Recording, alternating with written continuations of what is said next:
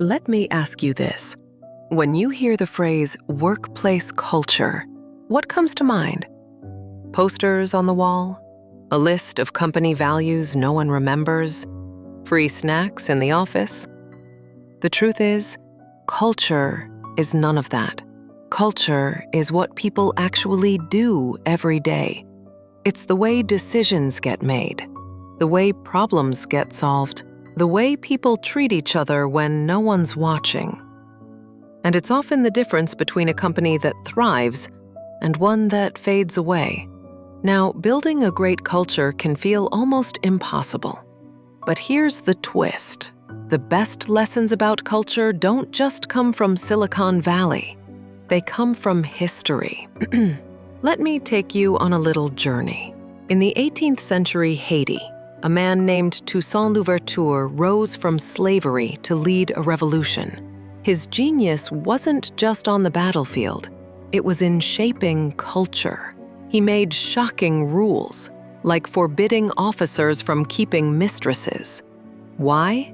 Because if their wives couldn't trust them, how could the army? Later, instead of seeking revenge on former slave owners, he kept them alive to rebuild the economy. His message was clear.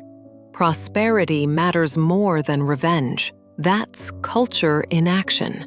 Rules and decisions that teach people what really matters. Jump to Japan. The samurai lived by Bushido, not a list of beliefs, but practices. Their most powerful principle? Think of death every day. Grim, right? But it meant they accepted the worst outcome so they could focus on what truly mattered: honor, loyalty, respect. In business, it's the same.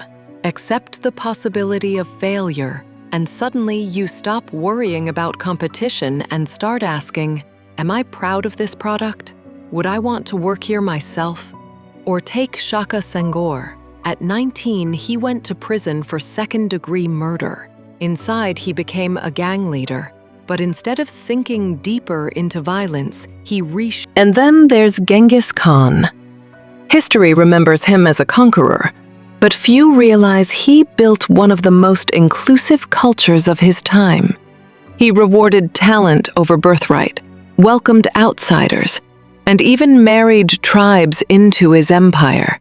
That sense of belonging created loyalty so fierce, it built the largest empire in history.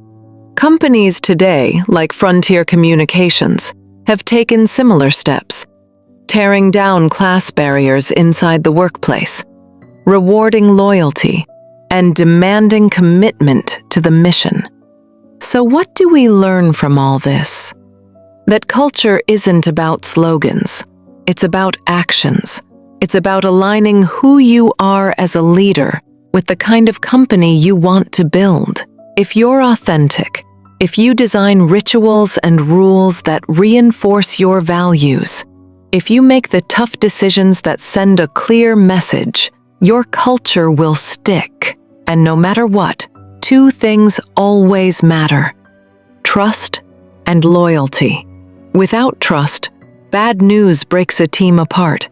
Without loyalty, people quit their managers long before they quit the company. So if you're building a business, don't just ask, what's our product? Ask instead, what's the culture we're creating day by day, decision by decision?